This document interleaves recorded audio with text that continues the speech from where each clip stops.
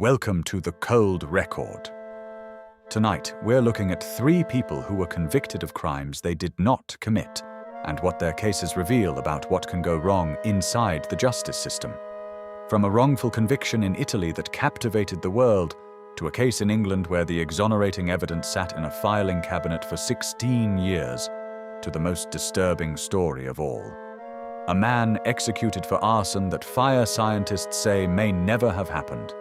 The following content discusses wrongful convictions and contains descriptions of violent crimes. In April 2017, thousands of paying guests flew to the Bahamas for what had been marketed as a luxury music festival experience. What they found instead were disaster relief tents, pre-packaged cheese sandwiches, and no way off the island. The organizer had collected $27.4 million from investors using forged financial documents. He had sold thousands of tickets to an event he knew could not happen. When it collapsed publicly, he flew home on a private jet. Billy McFarland was arrested by the FBI 2 months later. He pleaded guilty to 2 counts of wire fraud and received a 6-year federal prison sentence. He served less than 4 years. He announced a sequel festival before his supervised release was complete. William Zachary McFarland was born on December 11, 1991, in New York City, the son of a real estate developer. He was raised in Milburn, New Jersey, and attended Bucknell University, which he left before completing a degree. His first venture was Spling, a website aggregator aimed at students. His second was Magnus's, a black metal card styled as an elite social access membership for young professionals, priced at $250 per year. It attracted early press but accumulated complaints and unpaid debts. In 2016, McFarland met rapper Ja Rule at a business networking event.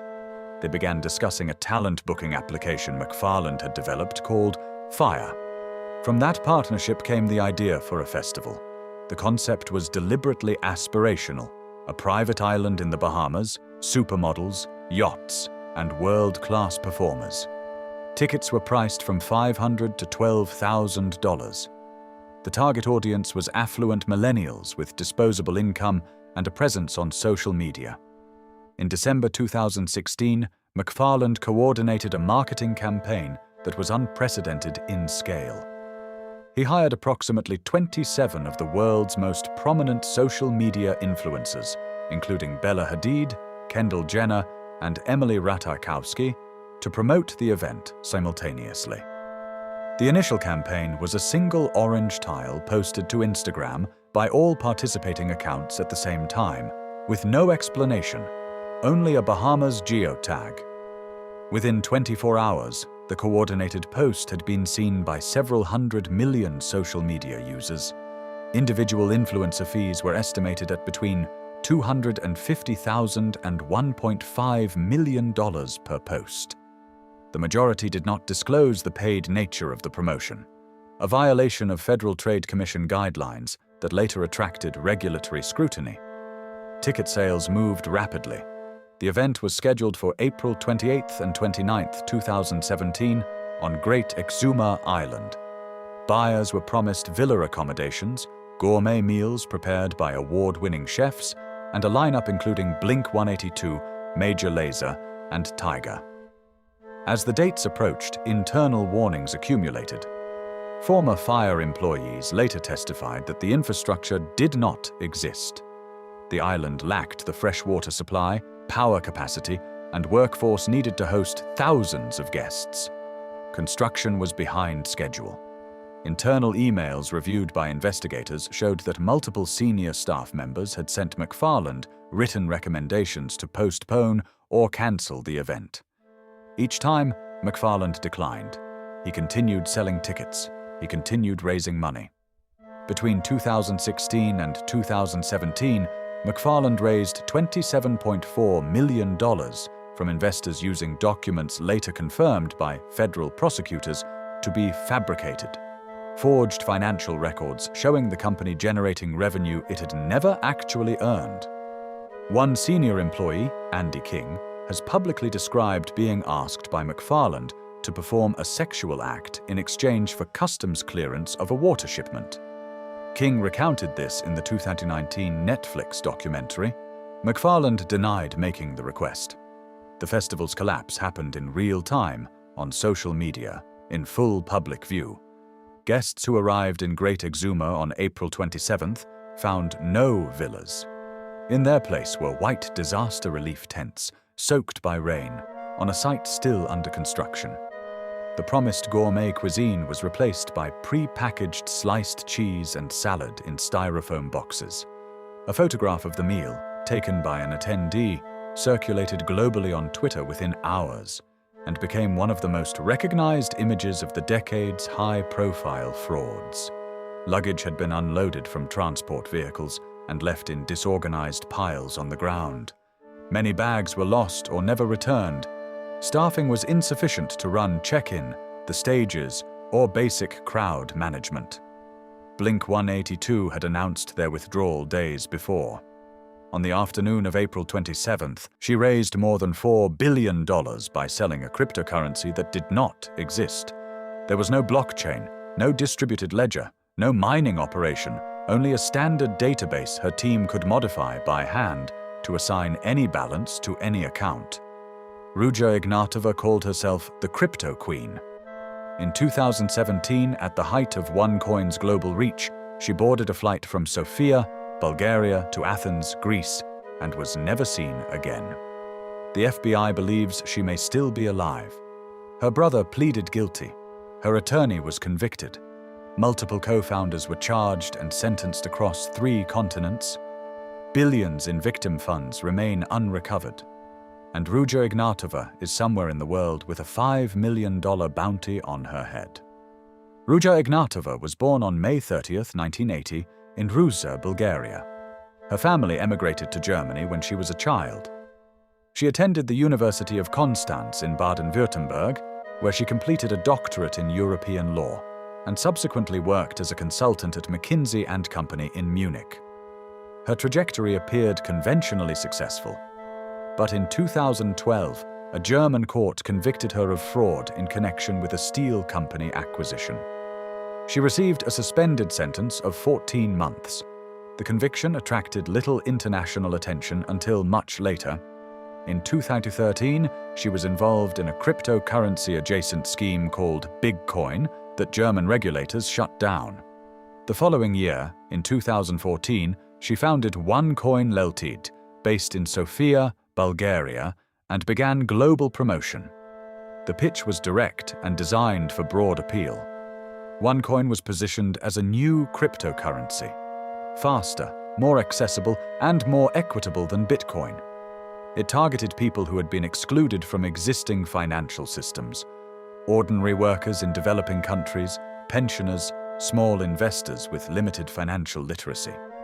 OneCoin operated through a multi-level marketing structure. Participants purchased education packages that purported to teach cryptocurrency investing.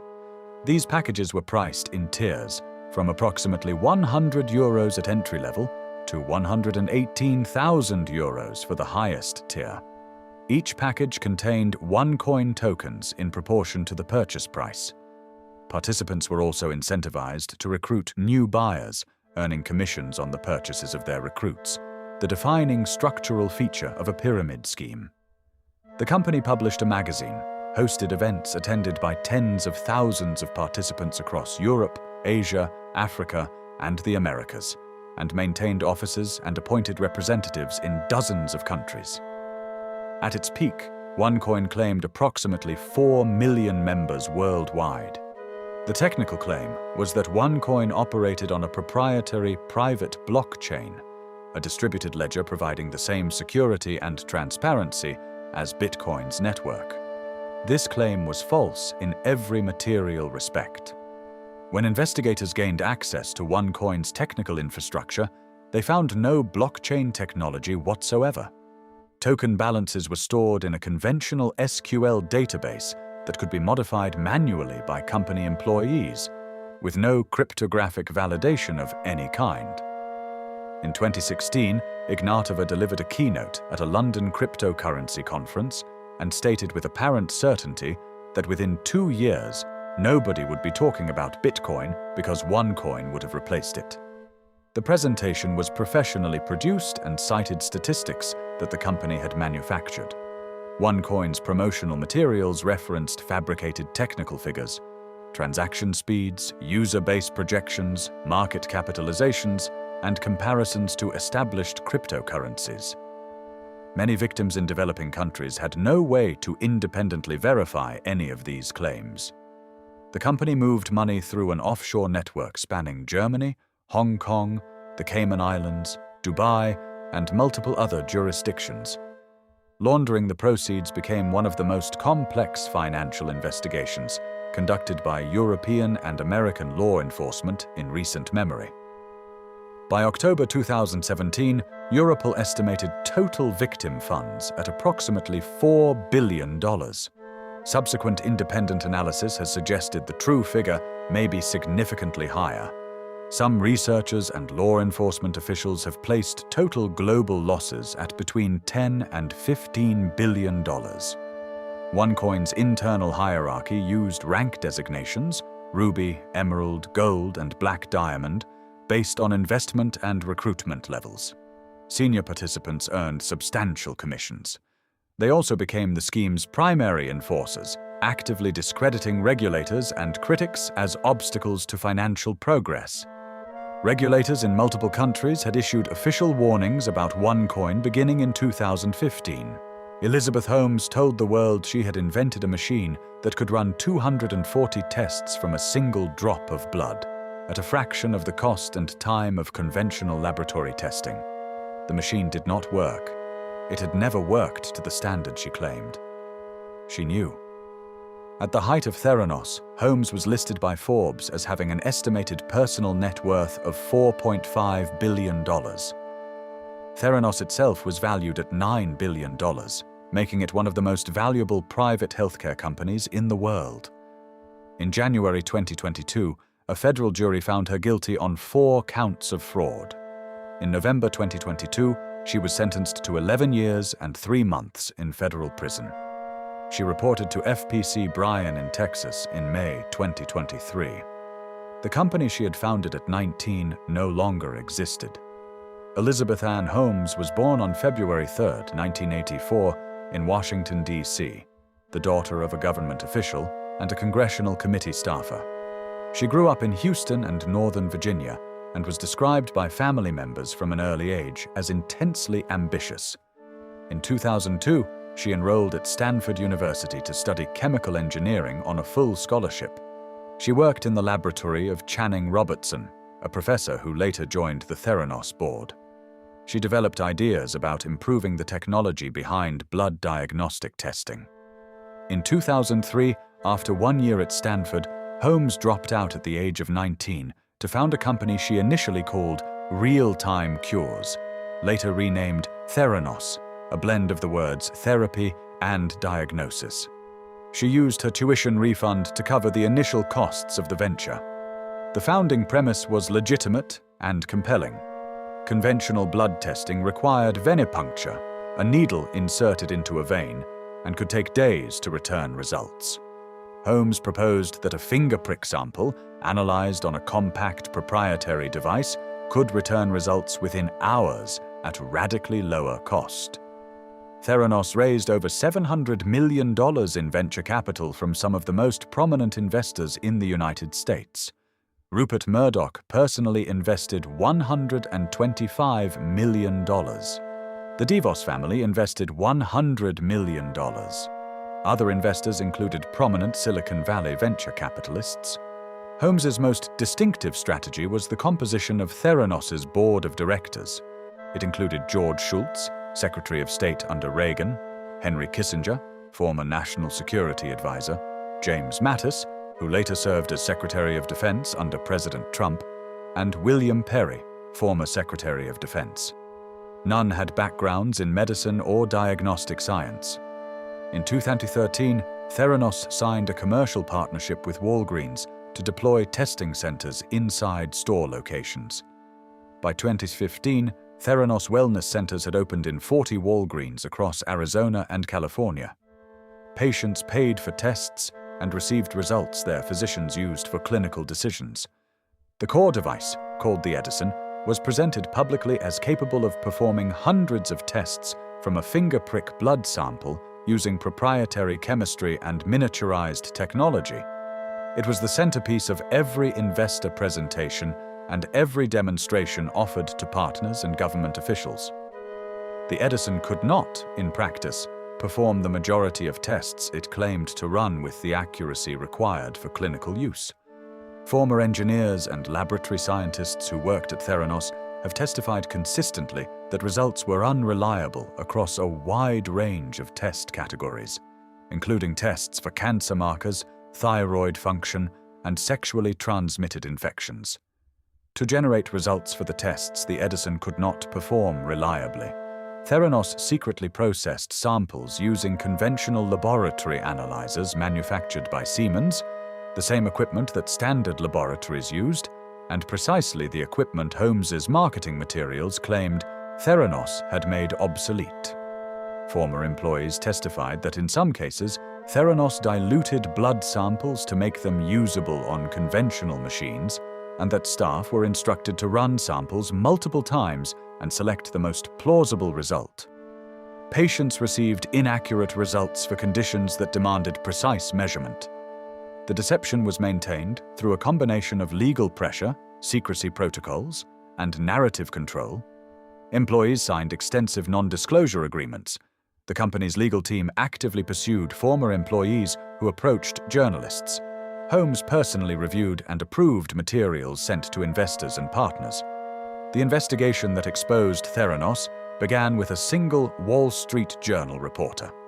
John Carreyrou, a two-time Pulitzer Prize winner, received an initial tip in early 2015. He spent months locating and interviewing former Theranos employees, most of whom declined to speak or spoke. 3 cases, 3 failures of the systems designed to protect the innocent. Amanda Knox, nearly 4 years in an Italian prison, acquitted twice, finally cleared by Italy's Supreme Court in 2015. Stefan Kisko, 16 years in a British prison, the exonerating science suppressed from his defense, dead at 41, just 14 months after his release. Cameron Todd Willingham, executed by the state of Texas in 2004,